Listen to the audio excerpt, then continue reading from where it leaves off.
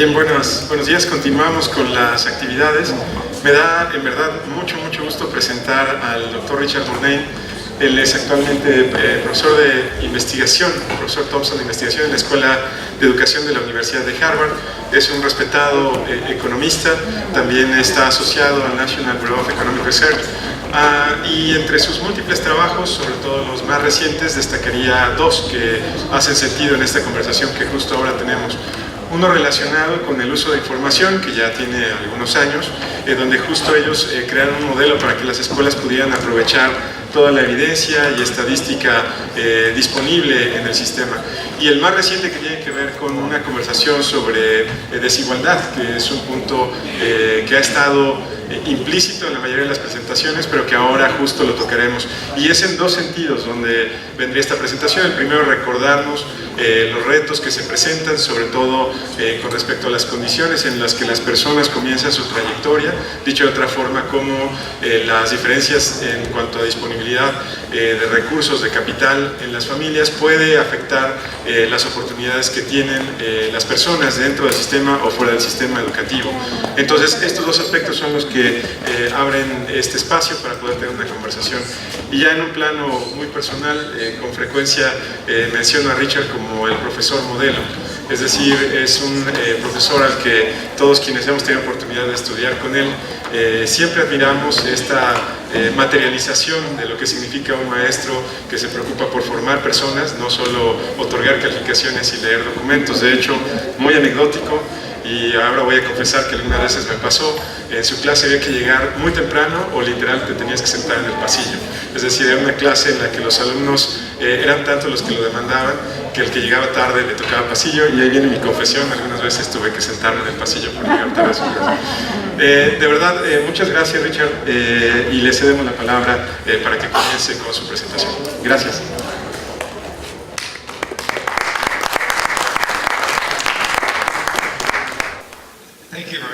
Muchísimas gracias, Sergio.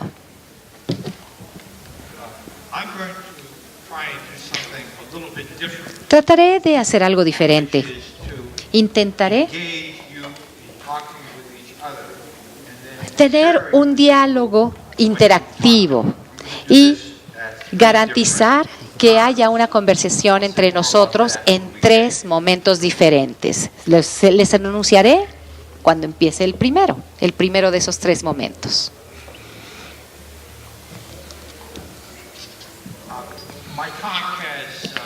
En esta plática abordaré varios puntos.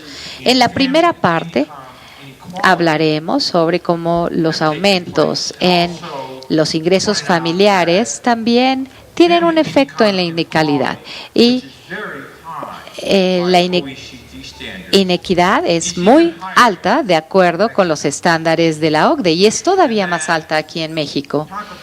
Después hablaré también sobre el por qué el ingreso familiar y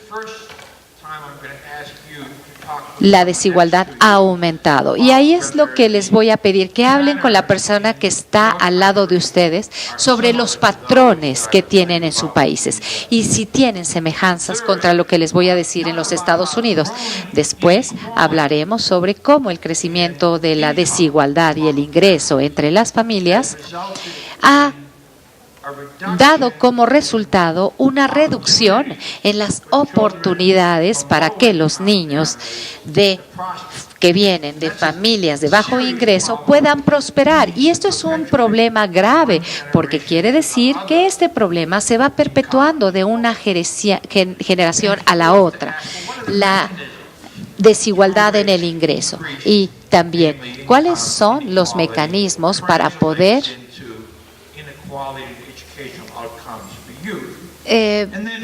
lograr que estas inequidades también se puedan detener? Y nosotros como ciudadanos, ¿qué podemos hacer al respecto? Les voy a mostrar un video muy breve de 6 minutos sobre un programa de educación en la primera infancia, y les pediré que platiquen con alguien que esté al lado de ustedes para que hagan un compartimiento entre pares y después hablen en el grupo sobre lo que hablaron y sobre lo que encontraron interesante en ese video y cuáles son los aspectos relevantes y pertinentes para el tema del aprendizaje en la primera infancia en su país.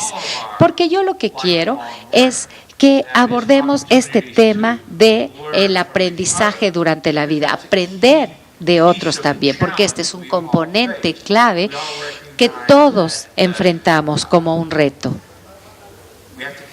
Tenemos que reconocer que hay que seguir aprendiendo, ya que el mundo que nos rodea también va cambiando. Aquí les estoy presentando un proyecto muy amplio que lleva 10 años de mi carrera en los que he hecho 2 libros. El de la izquierda tiene 600 hojas, 25 capítulos con diferentes investigadores. El de la izquierda tiene 445 hojas con un tamaño de letra más grande y es muy fácil de entender. Entonces, los aumentos en el ingreso familiar y la inequidad. ¿Qué es lo que estamos viendo en los Estados Unidos? Bueno, vemos que hay un crecimiento económico y el ingreso familiar. Desde el final de la Segunda Guerra Mundial hasta los inicios de la década de los 70, el crecimiento económico se conocía como una ola creciente. Unas personas crecían más que otras, pero por ejemplo, cuando trabajábamos con jornaleros, con otro tipo de obreros, veíamos que su ingreso también aumentaba. Esto fue a principios de la década de los 70, pero también veíamos que la inequidad crecía en cuanto a los ingresos que obtenía. Y esto es lo que veíamos. Básicamente, había personas que se encontraban en el percentil número 95, que es la línea azul de arriba. Ese percentil 95 representa el 95% de las familias que ganan menos y 5% ganan más. Aquí podemos ver que ahí iban muy bien. En la parte de abajo, en el percentil 10, las familias del percentil 10 no tenían ningún avance económico para nada. Y eso es la inflación. ¿Pero por qué está ocurriendo esto? Una gran razón por la que ocurre esto son los cambios en los mercados laborales. Lo que estábamos viendo es que siempre ha sido el caso de que la educación ha jugado un papel muy importante para determinar cuánto gana la gente en un mercado laboral. Eso no es nada nuevo. Lo que sí es una sorpresa es que el tamaño de esas brechas es mayor en cuanto a el nivel educativo, y eso ha ido aumentando en la última mitad del siglo, y esto aplica tanto para mujeres que están a la izquierda, para hombres, a la izquierda y mujeres a la derecha. Pero ¿por qué ocurrió esto? Ocurrió mucho debido a que se presentaron cambios tecnológicos y la globalización. Hay una mezcla en la tarea de los trabajadores y eso lo podemos apreciar aquí. Estos son los cambios que se han dado en la mezcla de trabajos que existe en el mercado laboral. Vemos que hay una baja en aquellos puestos donde simplemente se hacía lo mismo una y otra vez, como por ejemplo, antes había una gran cantidad de gente que trabajaba tras bambalinas en los bancos y básicamente eran personas que habían estudiado preparatoria y que se dedicaban a la parte del archivo o que también empezaron a trabajar en el área manufacturera y en turnos de 8 horas al día, ¿no? Ese tipo de puestos pues fueron reemplazados porque se automatizaron o porque se mandaron a maquilar a otros países. Entonces también ha habido un aumento en las cifras en aquellos trabajos de especialización. Son tipo de habilidades que requieren pruebas. Tipo de pruebas que toman los estudiantes mexicanos, los estadounidenses, y las altas habilidades sociales que también son importantes. ¿Por qué serán tan importantes? En un momento les daré la palabra a ustedes para que me digan qué es a lo que se refieren con habilidades sociales, es decir, la interacción entre personas. La razón por la cual son cada vez más importantes es porque las computadoras no son buenas en ese sentido y son el tipo de trabajo que las computadoras no pueden hacer bien. Y aquí presento varios ejemplos de trabajos que requieren altas habilidades sociales. Todos los trabajos que ustedes hacen, por ejemplo, son un buen ejemplo. Gerentes, investigadores, profesores. Pero aquí lo interesante es que si nos podemos ver este tipo de puestos, requieren habilidades cognitivas tradicionales, pero no muchas de interacción. Están bajando dramáticamente. ¿Por qué? Bueno, porque las redes neurológicas son cada vez más rápidas, más desarrolladas y cada vez más las computadoras se pueden programar para llevar a cabo una serie de tareas que antes solían hacer los humanos que requerían de este tipo de actividades sociocognitivas. Un ejemplo sería, por ejemplo, la presentación de evidencias en un juicio. En los juicios civiles, los abogados dedican horas y horas revisando cientos de documentos para tratar de encontrar información pertinente para su caso. Eso prácticamente ya se ha automatizado. Y una consecuencia sencilla, al enseñarle a un niño este tipo de habilidades cognitivas, se miden con las pruebas y ya no enseñándoles estas habilidades sociales, es no prepararlos a este cambio, a esta evolución. ¿A qué nos referimos con las habilidades sociales? Bueno, estas incluirían todas las habilidades de comunicación. Poder hacerlo, nada más allá de un solo idioma, es muy relevante. El poder hablar en español o el que yo no pueda hablar español es una falta de habilidad.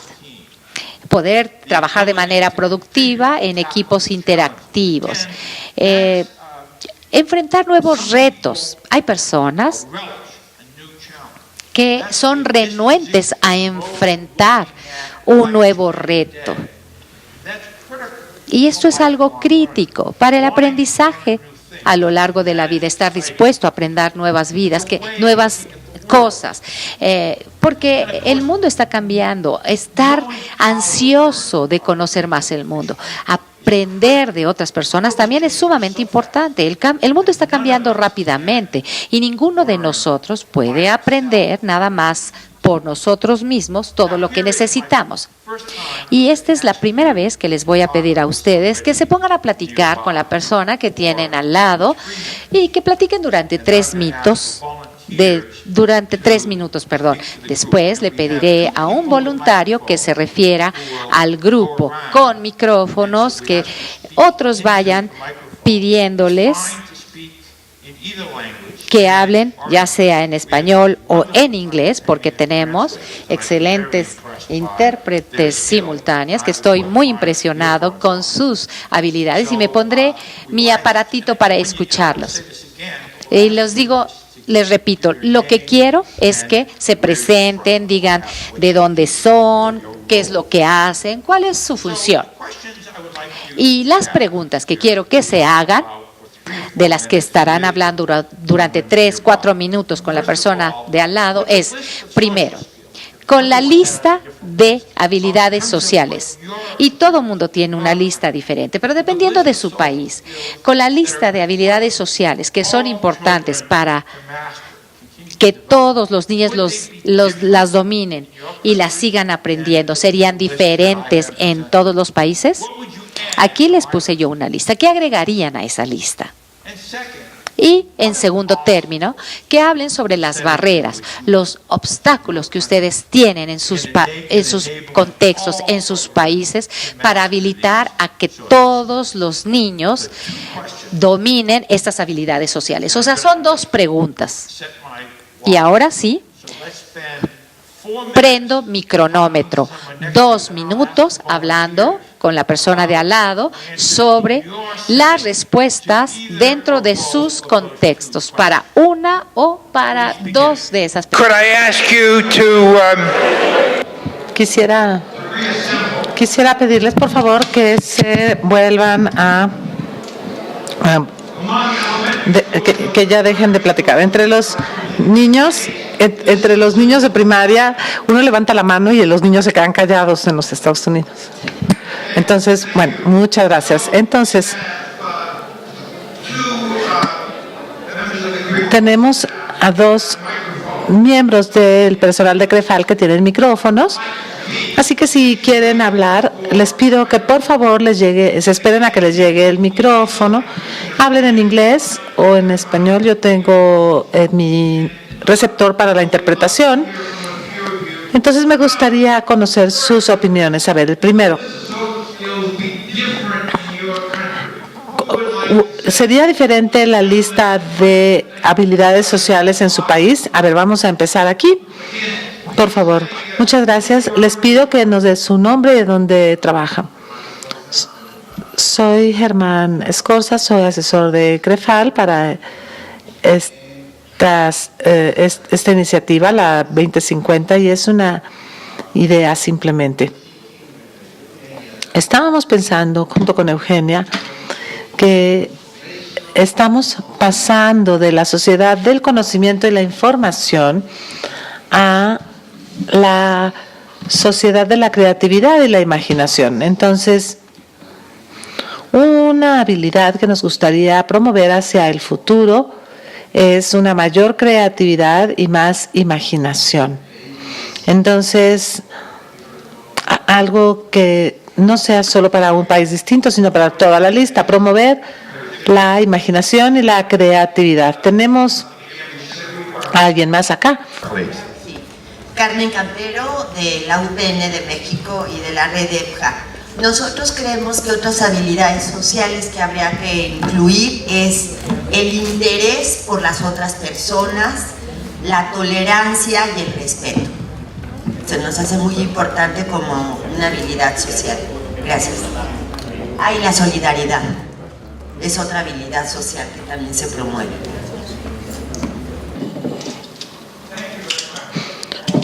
Muchas gracias por hablar en español, porque eso ya pone de manifiesto el tono del Congreso, pero yo le digo que la próxima vez que venga voy a haber agregado esas 2 cosas a mi lista. Una más.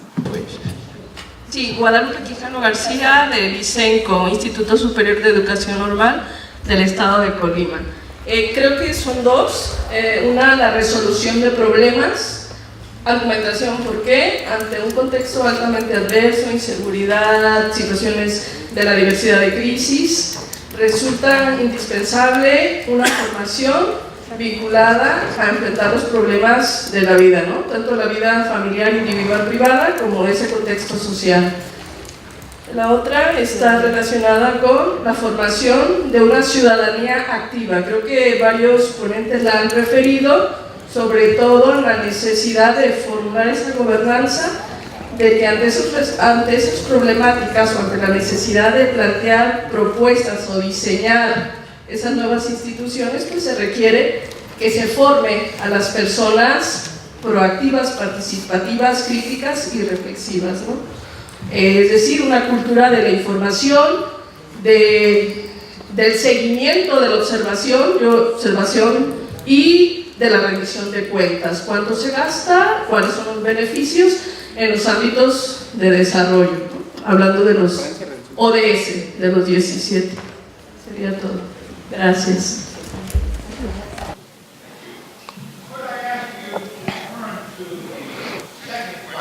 Ahora la segunda pregunta, por favor.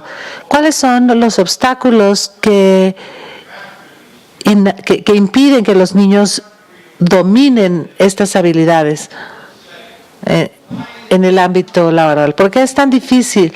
¿Por qué es tan difícil? Porque como ustedes ya han aumentado esta lista, bueno, pues de todas estas habilidades no es algo que los niños dominen. ¿Qué es lo que impide que les impide estar habilitados para dominarlas? Soy Pilar, estudiante de la UNAM, y uno de los problemas que más vemos es el sistema de competencias de la educación en México, porque te prohíbe de ver al otro como un compañero y más bien lo proyecta como una competencia, ¿no? Así que ahí queda prohibido, o sea, como retenía la habilidad de trabajar en diversos equipos y lo que ya comentaban de la cooperatividad y la empatía hacia el otro, así como el individualismo, y agregaremos también una parte de las nuevas tecnologías que muchas veces nos privan y al momento de conectarnos, por así decirlo, nos desconectan al mismo tiempo de lo real, ¿no? O sea, del compañero que tenemos enfrente. Sería todo.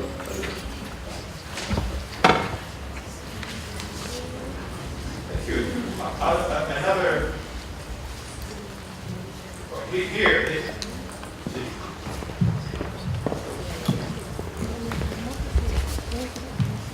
Sí, aquí con Carmen reflexionamos e identificamos que el nivel educativo de los adultos que rodean a esos niños el bajo nivel educativo se constituye un obstáculo para el aprendizaje de muchas de estas habilidades. Los vecinos, padre, madre, tío, abuelo, vecinos, en fin. Y también los sistemas autoritarios, el esquema autoritario al interior de la familia y de la propia escuela, que impiden la participación, la libre expresión, en fin.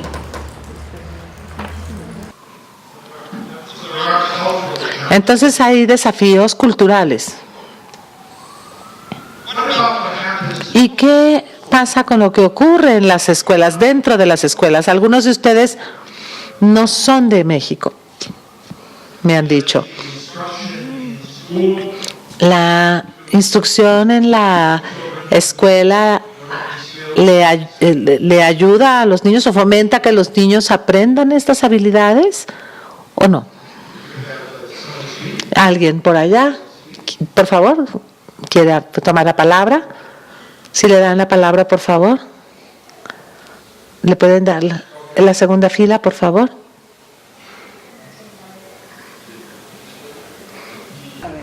Sí, nosotros en nuestro sistema educativo trabajamos más bien de manera, voy a decir, autoritaria.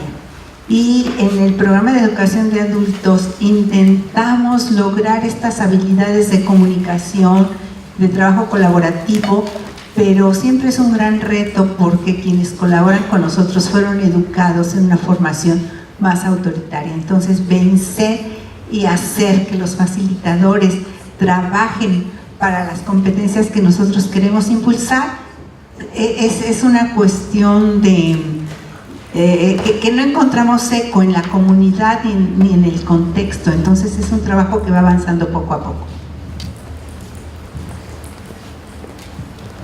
Bueno, pues buenos días. Mi nombre es Agustín Mercado, soy estudiante de la Universidad Pedagógica Nacional y yo creo que tenemos en el sistema educativo ahí una contradicción muy grande, ¿no? Porque de chicos te enseñan a ser autoritario y de grande te quieren enseñar a unirte con las demás personas. Esto es una de las tantas fallas que yo he visto que tenemos como sistema educativo. Y otra cosa es que desde que se implementó no sé si tenga que ver, pero desde que se implementó el sistema por competencias ha habido un índice muy alto de deserción escolar. Y no solamente eso, ¿no? Desde que se implementó ese sistema, vamos a tener, no tengo ahorita estadísticas, pero el narcotráfico también ha aumentado. Creo que es un sistema fallido y es un sistema que no te deja empatizar con los demás, te hace ser individual, te hace ver de lado como tu competencia, no como tu ayuda. Y esto hace que no progresemos, porque cuando alguien progresa, nosotros lo atrasamos lo detenemos por este mismo enfoque de que tú tienes que ser mejor y como puedas y es muy independiente, como le digo, y esta es una de las muchas cosas que nos faltan tanto como país como también el sistema educativo está, yo opino que en decadencia porque no es efectivo, no hay quien lo regule, no tenemos esa empatía con el niño, ¿no? De mostrarle que si él puede hacer algo, todos sus demás compañeritos lo pueden lograr. Es como tú puedes y solamente tú lo vas a hacer y los demás vayan. Eso es creo que muy fallido. Víctor Xochitl Nava, del Instituto Nacional para la Evaluación de la Educación. Yo observaría aquí, adicional a lo que han dicho mis compañeros, como dos constructos que de alguna manera venimos, navegando de manera equívoca, que tendrían que ser, por un lado, lo que es el liderazgo y la otra el compromiso organizacional. Independientemente de que los usos y costumbres que traemos ya de antaño, mal estructurados, por formación o por instrucción, el liderazgo previamente lo podemos identificar al menos en tres tipos básicos, diría el autocrático, el democrático y el participativo. Si a esto le agregamos que el compromiso organizacional al final del camino persevera por la propia estructura jerárquica, tendríamos que transitar hacia estructuras o instituciones de estructura plana, y eso dar la oportunidad de que todos los actores que participan al seno del centro escolar darían como la oportunidad de generar mejores esquemas de participación y de organización. Gracias.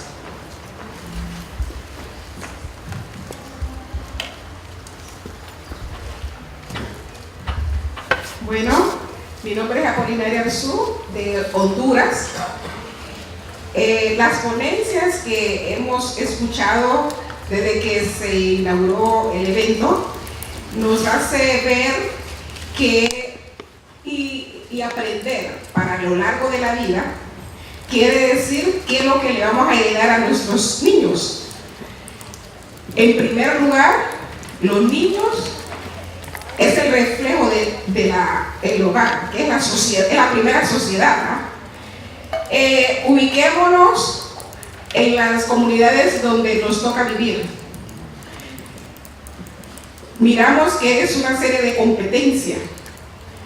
Desde que amanece, los padres de familia trabajan de manera individual, no hay ese fortalecimiento de convivencia con los vecinos, todo apunta a lo que es la competencia. Y si nos trasladamos al centro educativo, en primer lugar la posición del docente, cómo está ubicado el docente y cómo está ubicado el niño. No hay ese rol de convivencia, de solidaridad, de fortalecer los valores.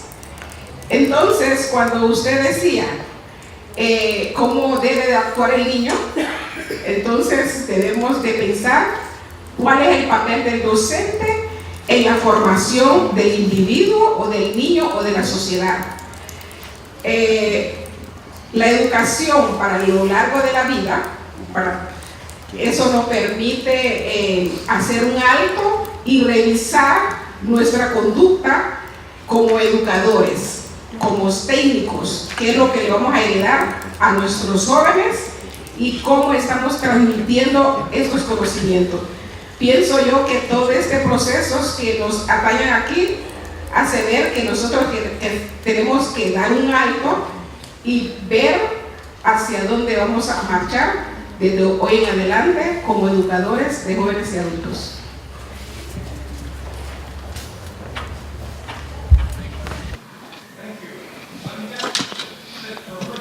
Me parece que usted hizo comentarios muy pertinentes, particularmente el último comentario me parece muy importante y yo creo que todos concordarían con él. Lo que le decimos a los niños es más importante que es menos importante que nuestro comportamiento. O sea, lo que nosotros mostramos a ellos, lo que les mostramos, el ejemplo que les damos, importa más que lo que les decimos. Entonces, si queremos que los niños aprendan todo esto en las escuelas, bueno, pues entonces en las escuelas tiene que haber adultos que tengan este conjunto de comportamientos entre sí. Y muchas de nuestras escuelas no están organizadas para que los adultos puedan aprender unos de otros de una manera eficaz y efectiva. Yo aquí arguiría que esto no son habilidades que se agregan a los programas educativos. En la mayor parte de las naciones, los programas educativos ya son larguísimos y grandísimos. Entonces, esto no tiene que ver con habilidades de aprendizaje, sino con habilidades de docencia, cómo se imparte el conocimiento. Pero también pasó que estos maestros aprendieron de otros maestros que enseñaban de tal o cual forma. Entonces, hay que enseñarles a los niños a desarrollar experimentos científicos en equipo, a trabajar en equipo para resolver problemas matemáticos. Ese es un modelo de docencia distinto que requiere que los profesores tengan aprendizaje como adultos. Entonces, es nuestro trabajo facilitar que los adultos adquieran ese tipo de aprendizaje. Tenemos que enseñarle a los adultos a ser ejemplo de comportamiento para los niños. Y escuché varios comentarios respecto a las organizaciones de las familias, de las sociedades y de las comunidades, y me parece que tenemos que reflexionar en todo esto, porque si queremos que los niños logren dominar todas estas actividades y todas estas habilidades, tenemos que poder predicar con el ejemplo. Entonces ahora voy a avanzar. Les agradezco muchísimo por su participación.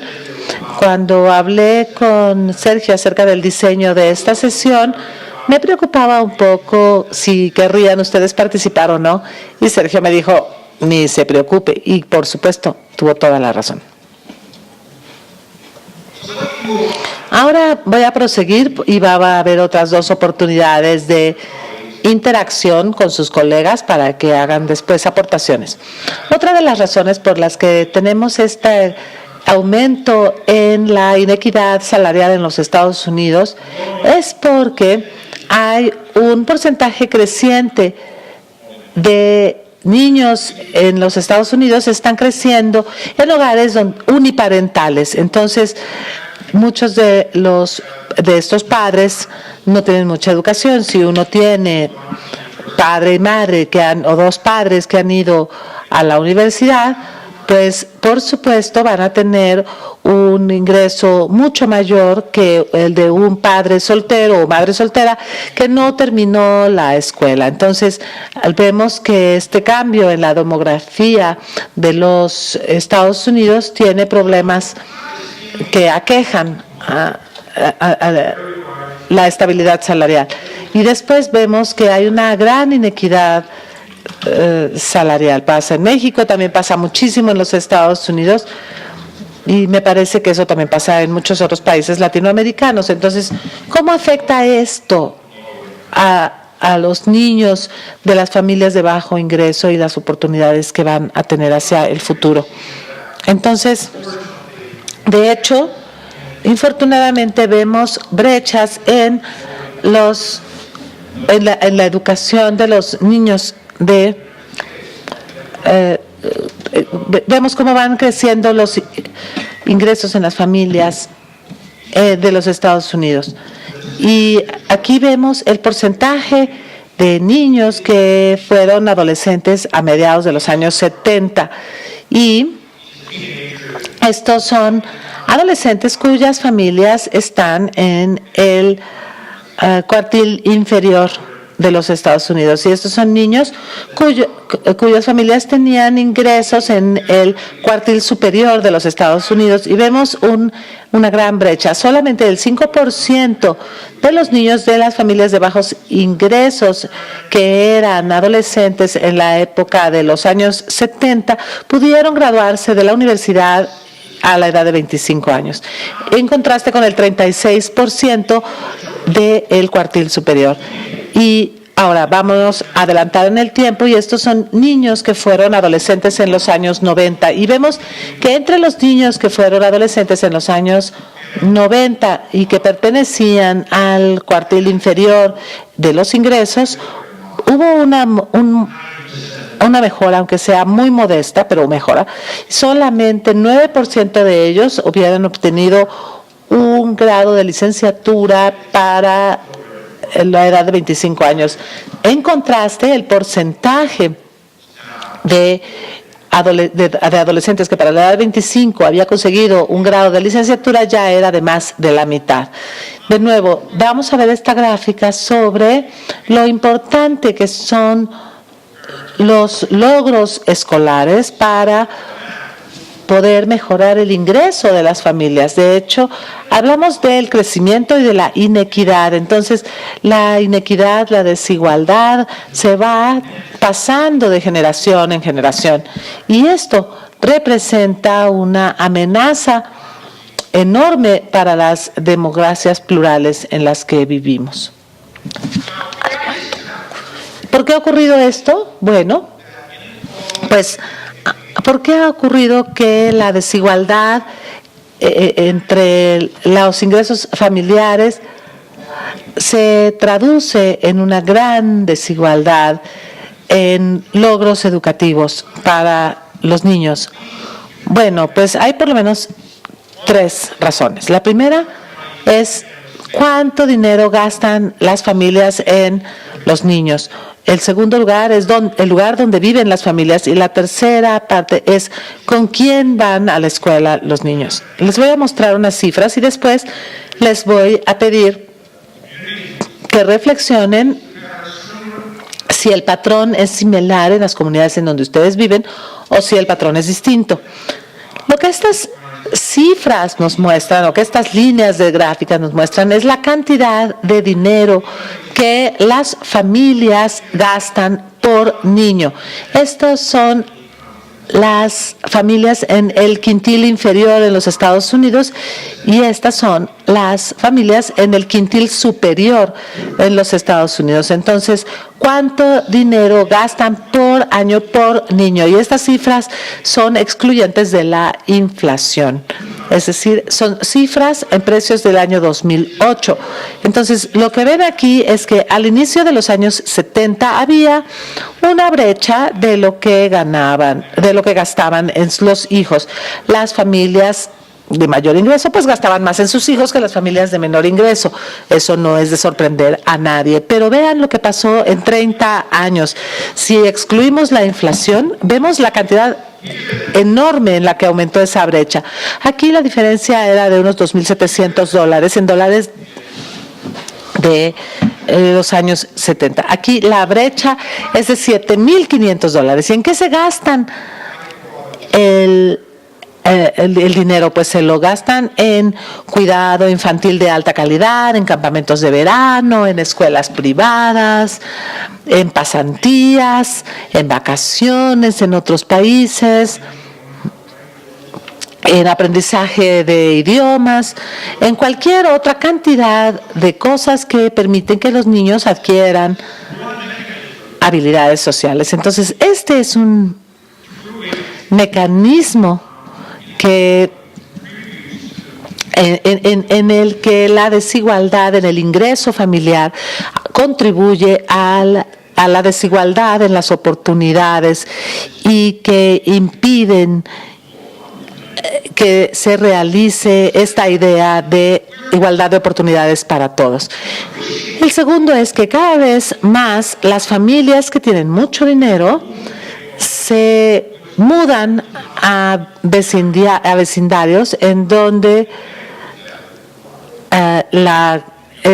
todo es muy caro y los vecinos son muy ricos también. Entonces, los chicos de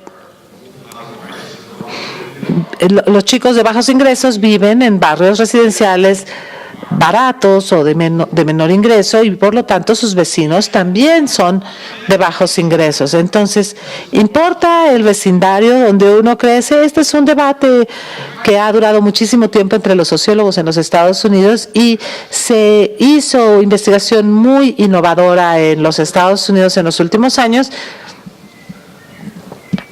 Y aquí el gobierno federal realizó un experimento en donde se le preguntó a las familias que vivían en la vivienda popular en 5 ciudades grandes si querrían participar en el experimento. Entonces, bueno, se tiró un volado con la moneda, y entonces le decían, ¿quieren participar? Y sí o no. Si decían que sí, se tiraba el volado y se les daba vivienda pública subsidiada y se quedaban donde estaban.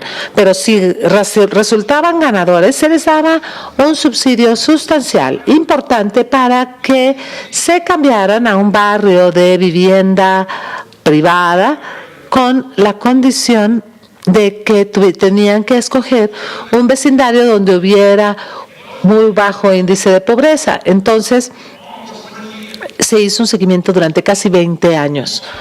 Y los niños crecieron, y como fue por volado, por suerte, las personas que habían perdido, todas eran muy similares, casi todas eran familias de color en ciudades grandes. Y le preguntaban, bueno, ¿cómo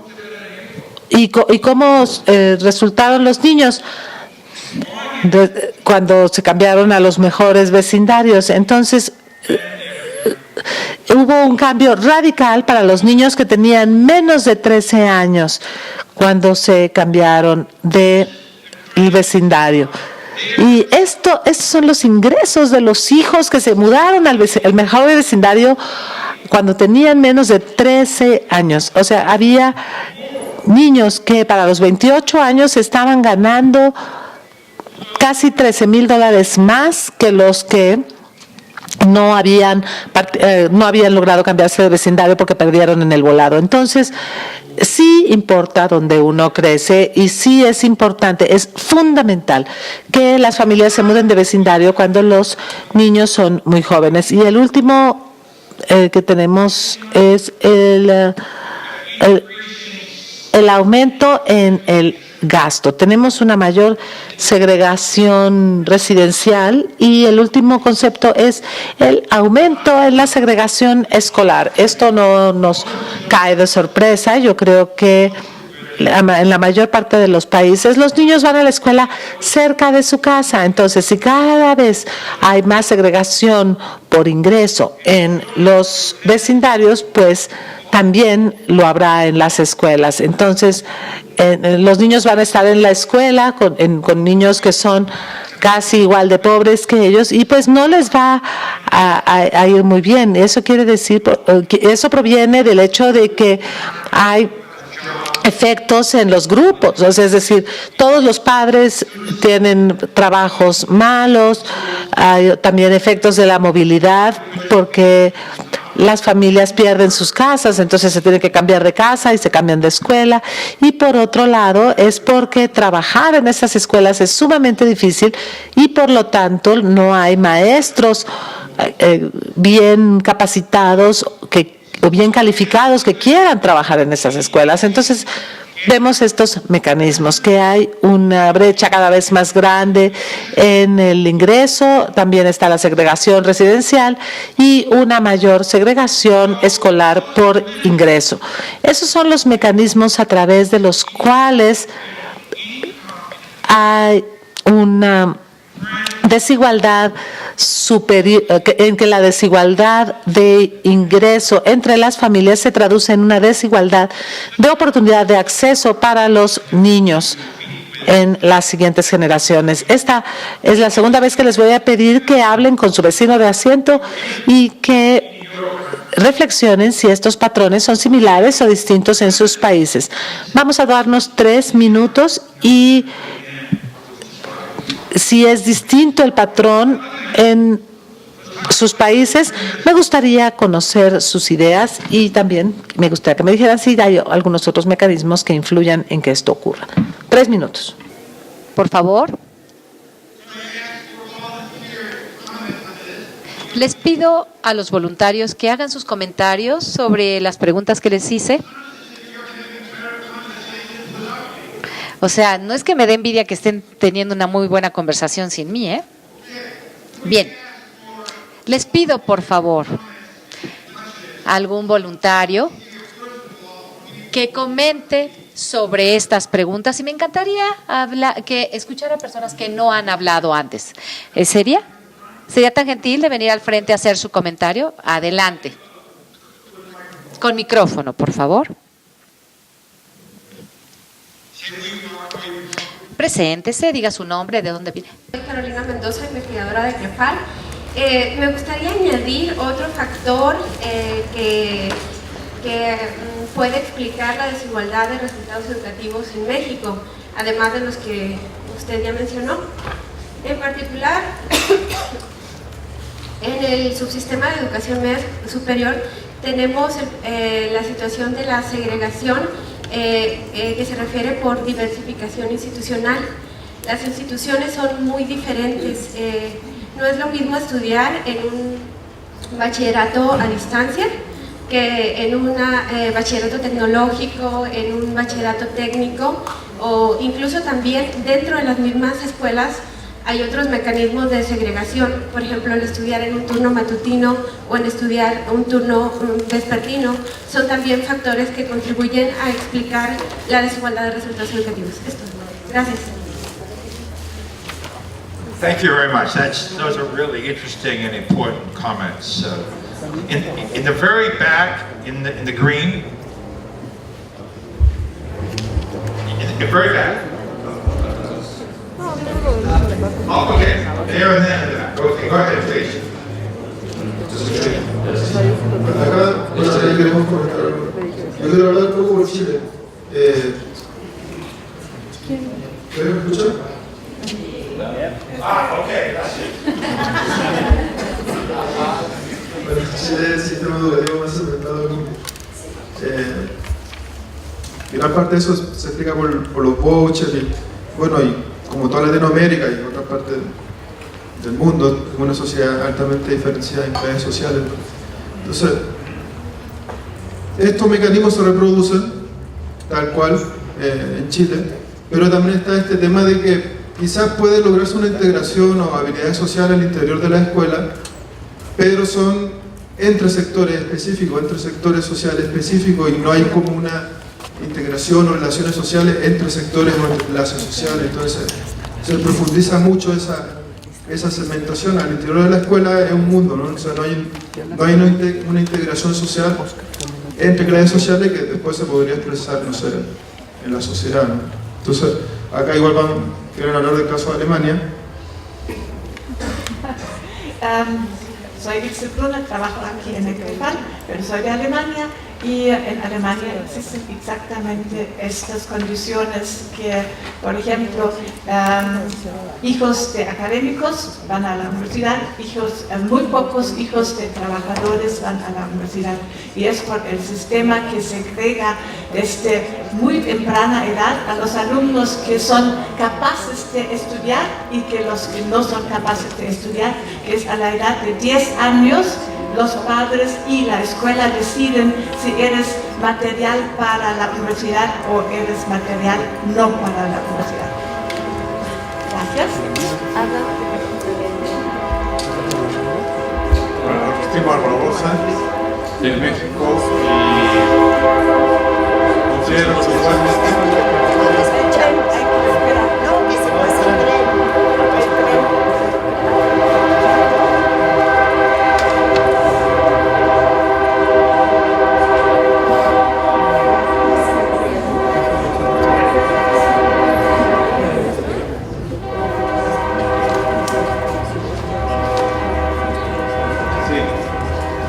Considero que en México se reproduce igualmente esta segregación por niveles sociales. Son muy marcados y cada vez tienden a ser mayores, como esa brecha va ensanchándose conforme transcurre el tiempo y en la medida que surgen nuevas tecnologías que son utilizadas y aprovechadas de mejor manera por quienes tienen mejores recursos y los que están a un nivel social superior. Si bien en México la Universidad Nacional de IES tiende a disminuir estas brechas, no se logra del todo porque la que viene la educación desde los primeros niveles, ahí es en donde se marca fuertemente la diferencia y la segregación se da con mayor amplitud. Way in the back, please, to the woman in the green. Okay. Okay, you go ahead, sir, and then in the back.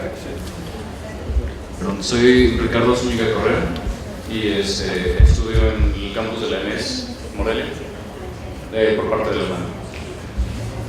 Sumado a estos tres puntos, considero que en México, sobre todo sumado al segundo punto, existe otra causa. O sea, que a partir de esta segregación del lugar, de vivencia, también hay una segregación que genera marginación y riesgo. O sea, las ciudades, la población que no tiene los recursos económicos suficientes es propensa a que esté en terreno de deslave, a que esté en terreno de inundaciones, a que esté en una construcción, digamos, en terrenos federales, por ejemplo, que también se suma a estas otras tres. Y por otra parte, también hay una segregación, sobre todo en la educación superior, por parte de que las empresas o los lugares de contratación prefieren a las universidades privadas antes que las públicas. Y esto, o sea, directamente en la empresa. Gracias. Gabriela Rodríguez de Crefal. Hay una situación que sucede en las ciudades y que tiene que ver particularmente por el lugar donde trabajan las madres y los padres, y que tiene que ver con que se desplazan los niños a las escuelas que están alrededor de los centros de trabajo, de las oficinas. Entonces un chico puede venir de un entorno menos favorecido y se beneficia de una escuela público-privada del entorno del espacio laboral de los padres. Eso sucede mucho en las zonas urbanas, en donde en escuelas públicas los chicos pueden asistir a lo que aquí en México le llamamos como escuelas de tiempo completo, que dentro de las escuelas públicas pueden tener mejores condiciones porque tienen un horario extra, entonces se puede reforzar español, matemáticas, clases de inglés, de computación, por el horario extra que tienen en la jornada piedra. Y esta misma situación se va a mantener sacando al niño del contexto en el que vive, de su residencia, y lo lleva a una zona, digamos, quizá con mejores condiciones, porque está alrededor de los centros de trabajo, de las oficinas, en distintos lugares, dependiendo del lugar donde trabajan los padres, y que también puede tener acceso a actividades extraescolares, incluso no necesariamente dentro de la escuela, sino a clases particulares o a actividades de clases de música, porque la mamá lo deja ahí mientras termina su jornada laboral. Entonces este es otro tipo de situación que se da en las grandes ciudades, que los niños asisten a las escuelas que están en el entorno del lugar de trabajo de los padres. Thank you. So one last comment, perhaps, perhaps two of you. Then we'll move to something more optimistic. Mi nombre es Fátima Karina Flores Casares. Soy alumna de la Universidad Pedagógica Nacional y aquí comentando con nuestras compañeras hemos llegado a la conclusión de que definitivamente el dinero que se le invierte a la educación en México es muy poco y es uno de los factores que hace que esta problemática, hablando del nivel educativo, sea muy muy grande, porque por ejemplo en la universidad, para que tengamos una buena educación debemos de irnos a las universidades de paga, La Salle, el TEC de Monterrey, y sinceramente no tenemos el recurso y además luego ofrecen becas supuestamente, pero son becas que pagas al finalizar la carrera y te quedas como que con esa deuda. En cambio, nosotros que vamos a una universidad pública, sí hay buenos maestros, pero no siempre. Desafortunadamente, esto no nos pone en competencia a nivel laboral, porque como decían los compañeros allá atrás, prefieren a los de las universidades de paga. Apenas ayer en Morelia hubo una marcha de los alumnos de la Universidad de la Michoacana, porque bajaron el recurso económico. Sin duda, ese es uno de los problemas más grandes y yo siento que el principal. También tengo mi información, ¿no? Lo único es que de lo que yo les entregué gris... Como lo hemos visto,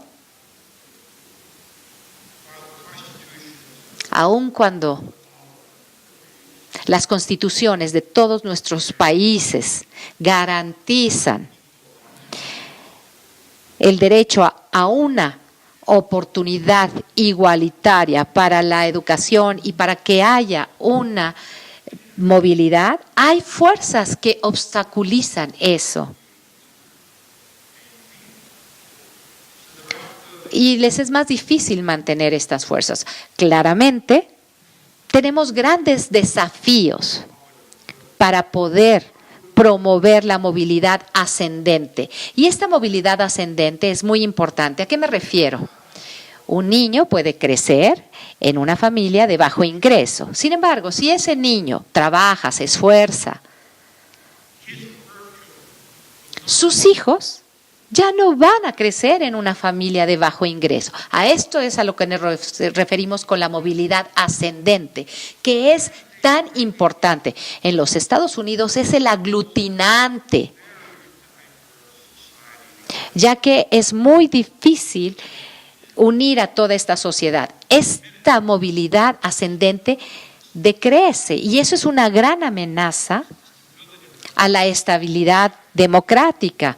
Yo honestamente pienso que los resultados de las elecciones, tanto en los Estados Unidos como en Francia, en Gran Bretaña, y desconozco lo de México, pero bueno, muchas de estas elecciones reflejan el hecho de que la gente está atemorizada, que no ven ventajas, beneficios para sus hijos. ¿Y qué podemos hacer al respecto entonces?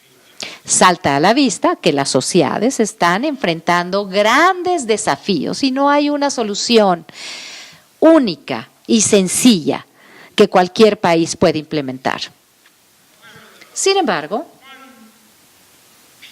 sí hay un componente, hay una parte de este reto integral que lograría que esta movilidad ascendente fuera una realidad. Es darle a los chicos fundamentos, bases muy robustas desde sus primeros años. Aquellos niños que crecen en circunstancias difíciles, que no tienen una buena alimentación, una buena salud, bueno, van a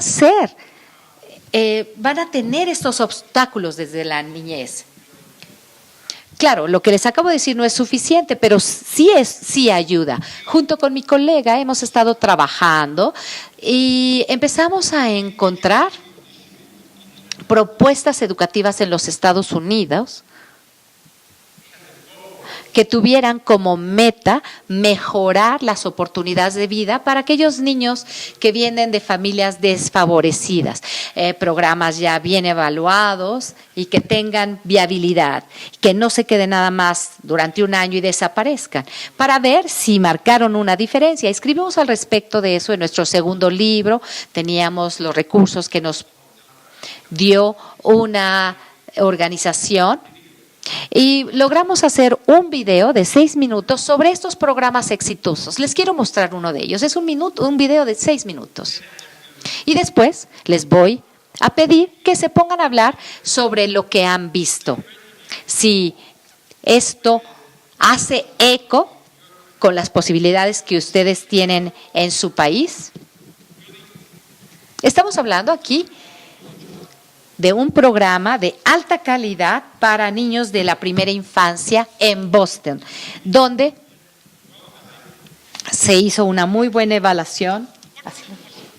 ¿Y cómo se vería un programa de alta calidad para los niños de 4 años? Esta escuela está ubicada en una de las partes más difíciles de Boston, porque ahí todos los hijos son hijos de personas afroamericanas. Son niños maravillosos que ya han marcado una diferencia. Quiero que le presten especialmente atención a cómo se vería el desarrollo para los adultos. Estamos hablando también de un aprendizaje durante toda la vida. Uno de los hechos perturbadores en los Estados Unidos de todos estos programas es que muchos de ellos no funcionan. Se ha invertido mucho dinero, se gasta mucho dinero y no se ha visto mucho cambio en lo que los maestros hacen en las aulas con los niños. Estos programas son excepciones, por eso les pido que vean toda la asesoría que se está dando ahí y se pongan a pensar en qué pasa dentro de sus contextos, qué les atrae sobre lo que están viendo. Si no les agrada, pues que hablen sobre qué no les agradó. Es un video de 6 minutos. Les pediré que al final de ese video platiquen con su colega de al lado y después hagan su aportación. Y si están hasta atrás, acérquense para que vean a estos chicos tan hermosos. Va a ser todo un reto para las intérpretes, pero estoy seguro que lo van a llevar a buen puerto.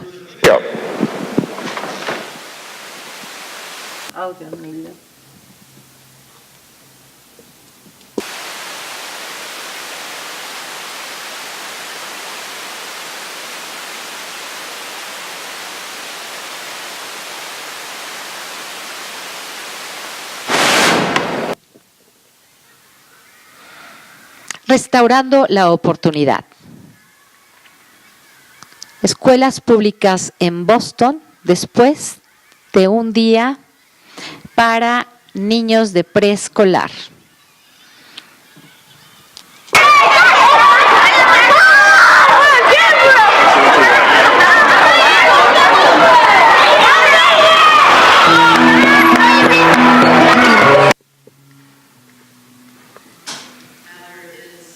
Mather es la primera escuela primaria que se fundó en Boston en 1969. Muy buenos días, Mather. Hoy es martes. Son más de 160 niños. Son 600 niños. Yo imparto clases en aulas de 24 niños. El 30% son vietnamitas, el 27% hispanoamericanos, el resto son afroamericanos y algunos caucásicos también tenemos. Muy buenos días, Sara. ¿Ya quieres decirnos el calendario?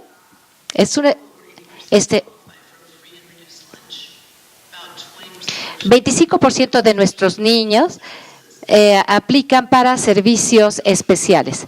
Esta idea de que las escuelas públicas van a dar conocimiento universal es un mito. Esto empezó haciendo una investigación sobre la interacción entre los preescolares y básicamente la inversión se hace para que haya una alta calidad en la educación y marque una diferencia.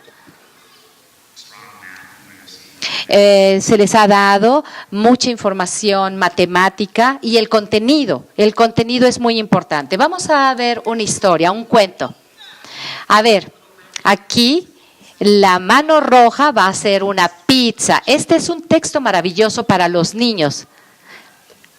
¿Alguien tiene una charola para hacer pizza? Sí. Este cuento nos permite que exploremos en las habilidades matemáticas.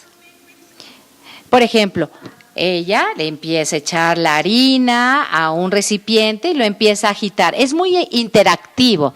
Vamos a poner la harina de la pizza en la mesa para que ustedes vayan sintiendo cómo la pueden ir aplanando. Nos permite hacer muchas actividades. Realmente me queda claro que los niños trabajan y el trabajo de los niños es jugar. A través del juego, ellos aprenden diferentes cosas. Ah, esta está más fría. ¿Esta está fría? Sí. Ah, esta está más fría que esta, sí es cierto. Ah, exacto, así. Me pongo a pensar en el papel que juega la maestra todo el tiempo.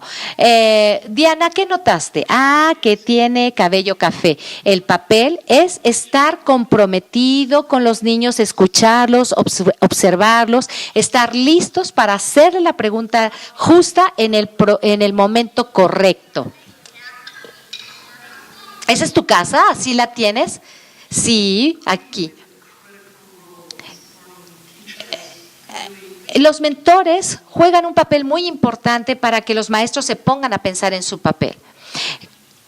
¿Cómo te gusta el sándwich? A mí me gusta que tenga salami. Al observar a los niños, tomamos notas, vamos viendo su evolución, vemos dónde van medio bajos y les damos retroalimentación también. Me parece que hay mucho material que reafirma lo que estás haciendo, pero hay espacios donde tú realmente puedes ir todavía más allá. Hay que pensar sobre las estructuras de apoyo que tienes para apoyar a los maestros. Tenemos una asociación nacional para el sistema de acreditación. Es un enfoque integral para trabajar muy bien con los maestros, enseñarles programas de calidad. Hay 80 programas a los cuales los maestros tienen acceso y tener mucha mayor calidad. Aquí tenemos diferentes respuestas, diferentes abordajes. Utilizamos los criterios que son bastante profundos. Este coach está ahí para facilitar el pensamiento del maestro. Hacemos una vez al mes capacitaciones de 2 horas. ¿Quién se acuerda de lo que leímos? Yo me acuerdo de la familia. ¿Y esto cómo funciona en el grupo si quieres decir algo? Tengo que levantar la mano. Esa estrategia de levantar la mano es muy importante. No es tan efectiva, me parece. Si todos hablan a la vez, no los puedo escuchar, no te puedo entender. Pero hay algo más que pudieras hacer que observé en otra aula. Mira, tomas una tarjetita para que la persona levante la mano y así lo notas inmediatamente. Podemos tener un impacto en lo que le va a pasar a los niños de aquí en adelante. Son muy inteligentes, sí. Incluso los más pequeños. Los ojos se están observando, las orejas están escuchando. Finalmente se le reconoce al niño y la gente lo está entendiendo. Se dan cuenta que es un punto muy importante para el desarrollo de los niños. Así que nosotros debemos de ser responsables de eso.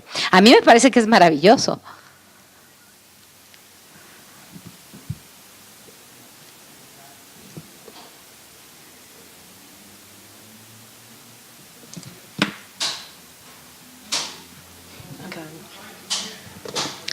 Nuevamente les pido que entre ustedes pasen 3 minutos platicando con su colega de al lado. ¿Qué fue lo que les pareció interesante?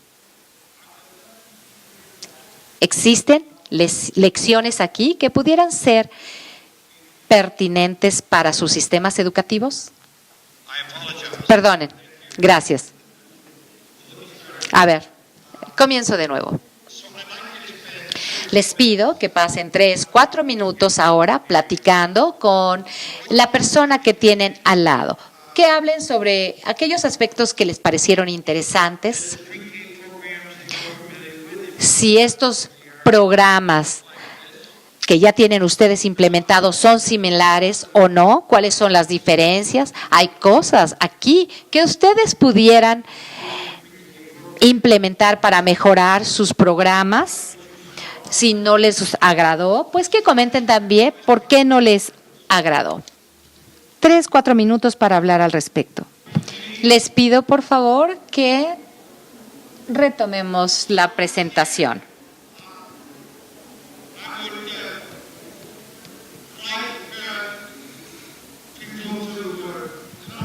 Les pido a 2 personas que nos hagan el favor de comentar sobre lo que vieron, qué fue lo que les pareció interesante, qué sería pertinente para sus contextos de pre-kinder. Nuevamente, personas que no hayan hablado antes, preséntense, digan quiénes son, de dónde vienen. usando el micrófono. Alguien que no haya hablado. Por acá. Gracias.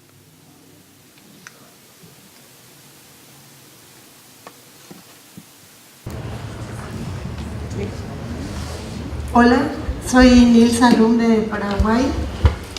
En mi país la realidad es muy diferente. La atención en primera infancia todavía no está universalizada. Tenemos muchos niños en comunidades campesinas e indígenas y realmente poder comparar con este que hemos visto, ¿verdad?, con muchísimo equipamiento, una docente especializada. Hoy en día ya contamos con docentes egresados, especialistas también, pero no tenemos lo suficiente para atender la demanda. Vimos que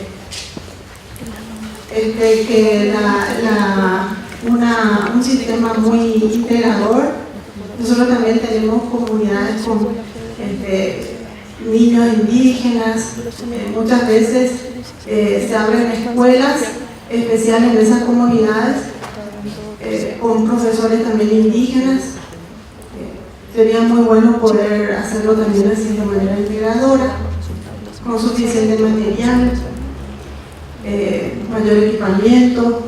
Realmente tenemos bastante población de niños todavía por atender, pero estamos hoy en día tenemos cooperantes, tenemos fondos que van a estar destinados para la atención a este sector. Es muy bueno también ver que cuentan con apoyo, con una docente. Hemos visto en el video que cuentan con un apoyo que está como mirando el trabajo y reflexionar después juntos de qué manera puede ir mejorando. Es una realidad muy distinta.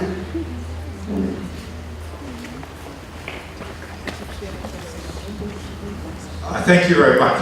Really insightful comments about. Entiendo lo difícil de la situación en muchas comunidades y los retos que desafían. El caballero atrás tiene un comentario. Adelante.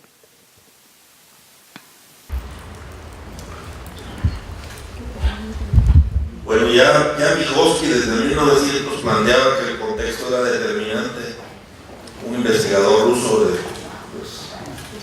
llamado el Mozart de la psicología, y efectivamente hay muchos factores que determinan que la infancia sea destino. Aquí en México, pues ahorita por los modelos educativos se ha implementado la idea de evaluar aspectos cuantitativos más que nada, y ahí lo que pude ver en el video es que los maestros realizan muchas funciones que no pueden ser evaluadas con instrumentos objetivos. Es decir, la seguridad de los niños se constituye en un factor muy importante para poder luego emprender algunas tareas digamos de mayor talante cuando son adultos. En la infancia se constituyen las fortalezas, digamos, del carácter. Entonces los maestros que le dan una palmadita al niño, que lo escuchan, que le entienden un poquito, que saben que viene de un contexto difícil donde pues tienen circunstancias familiares difíciles, porque la economía también determina diferentes formas de roles que se viven en la familia. Generalmente la pobreza va acompañada de una serie de factores como pobreza cultural, violencia, alcoholismo, drogadicción, etc. Entonces, cuando el maestro se convierte en una especie de protector, porque la escuela debe cumplir algunas funciones, ser dialógica, ser hospitalaria y ser verosímil, es decir, debe que tener algo de realidad con lo que pasa afuera. Cuando el maestro se convierte en ese factor, puede ayudar pero cada vez uno parece que esas objetividades que existen ahora, algunos modelos, le hacen al maestro ser menos cálido. También tenemos grupos, muchos grupos de las escuelas tienen más de 30 niños, entonces a veces es difícil. En las escuelas secundarias es muy complejo que un maestro se aprenda el nombre de todos los alumnos. Entonces esa tiene que repensar y tal vez en esa prisa, digamos, de los tiempos, sino tal vez el maestro tiene que volver a algunos aspectos más humanos que le permitan generar esas seguridades para que se pueda ir en alguna forma rebasando esa premisa de que la infancia es destino.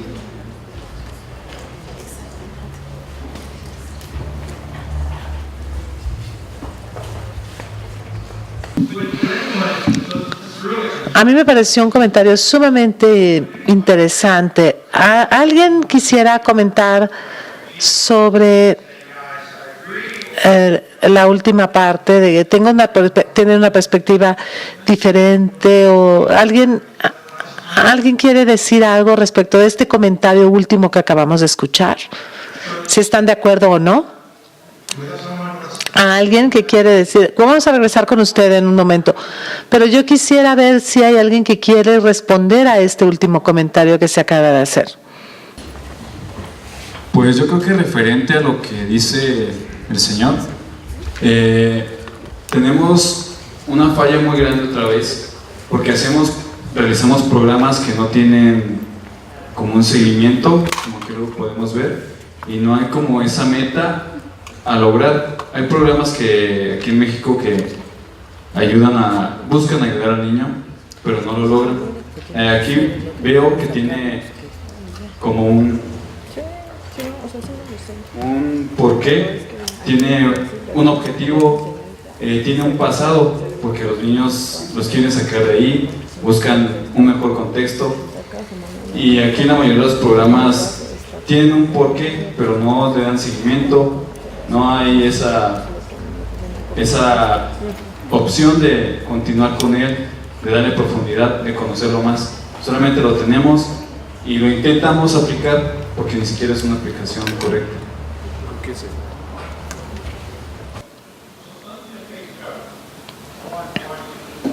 A ver, una respuesta. Yo no estoy en desacuerdo con lo que usted dice, pero a mí sí me preocupa lo que dice que hay que regresar a ser más humanos, que los maestros tienen que ser más humanos. Uno de las personas del video dijo que trabajaban muy duro para poder desarrollar un currículum, un programa educativo en donde se les enseñan a los niños habilidades cognitivas, pero también alguien más dijo que los niños a los 4 años tienen la tarea de jugar y bueno, si se dan cuenta, la maestra les enseña a hacer una pizza y entonces los niños juegan con la plastilina. Entonces es una forma de reforzar lo que han aprendido de formas y colores, y eso no es fácil de hacer. Es muy difícil hacer, y además es muy difícil que los niños hagan o sigan las actividades que se han impuesto en los centros de actividad distintos, pero aunque vemos que son preescolares de bajos recursos, hay que darles oportunidad de que jueguen, porque hay algunos centros educativos en donde no les dejan jugar porque hacen un desastre y después hay que limpiar, y entonces cuesta mandar limpiar. Entonces hay escuelas en las que se les dan 6 semanas a enseñarles rutinas particulares de comportamiento. Estos niñitos venían de familias uniparentales, muchos ni siquiera hablan inglés en casa, muchos no tienen buena conducta. Entonces durante las primeras 6 semanas trabajan arduamente en ayudarle a los niños a entender que esta es que tal o cual es la forma de comportarse en tal o cual sitio. Entonces, si están en un centro de actividades, te tienes que esperar y hacer tiempo que tu compañerito termine, y bueno, le toma a los niños 4 a 6 semanas aprender, y las maestras tuvieron que aprender a cómo enseñarles a los niños ese comportamiento. Tenemos algo por acá. Buenas tardes, yo soy de la Universidad Intercultural Indígena de Michoacán. Es una universidad que está alojada en una zona indígena y el mayor porcentaje de alumnos vienen de diferentes comunidades de todo el estado. Aquí hemos identificado que tienen con carencias que vienen desde, tal vez desde la primaria, también preescolar podría ser. Ya a este nivel, que ya a nivel universitario, nos llegan estudiantes que tienen ya dificultad de lectura. En un nivel universitario es grave. También nos llegan con dificultad de redacción o de expresar sus ideas. Algunos también de la seguridad, porque muchas veces esta parte de la seguridad se transmite desde el kinder, ¿no? O sea, hay carencias a un nivel ya universitario que puede venir desde abajo, ¿no? Desde la educación básica, y también son zonas donde hay el gran porcentaje de la población no son hablantes de lenguas indígenas, y hay un pequeño porcentaje que sí tienen, que son hablantes de lenguas indígenas o que sus abuelos fueron. También hay una falta de comprensión total del español también. Entonces se les dificulta a algunos la expresión en español, dado que sus abuelos tenían origen en su lengua materna, ¿no? Entonces hay una parte de dificultad que se da a nivel universitario, que viene de carencias de su educación preescolar y primaria.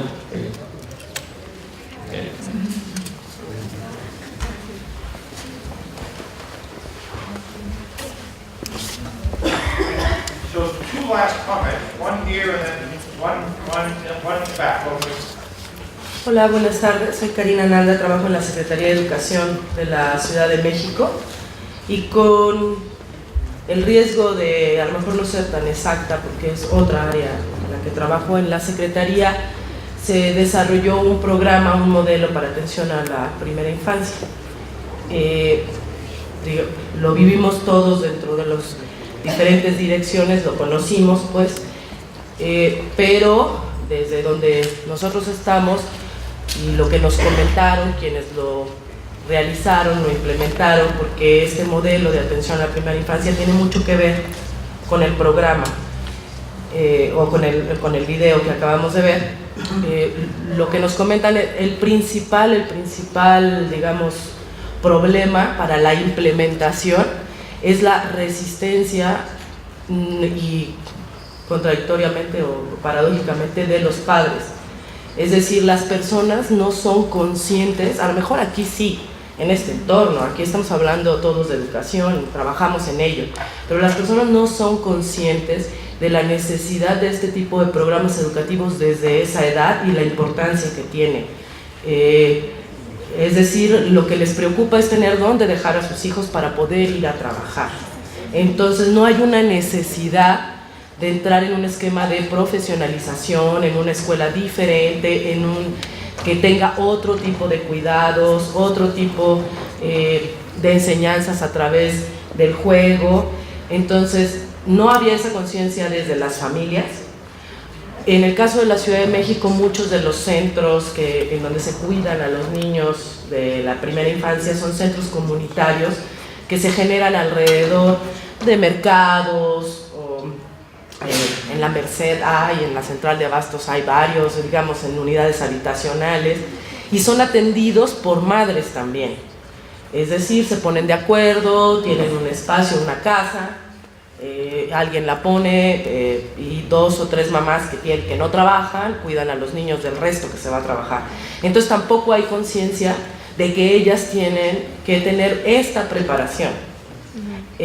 Ahora justo está la Secretaría intentando pues entrar con este modelo que se hizo a la capacitación de esas madres que se ocupan de esos espacios, pero en general no hay esta conciencia de la importancia de la educación a lo largo de la vida, empezando desde desde la edad 0 pues, hasta lo que nos toca a nosotros, que es la edad adulta.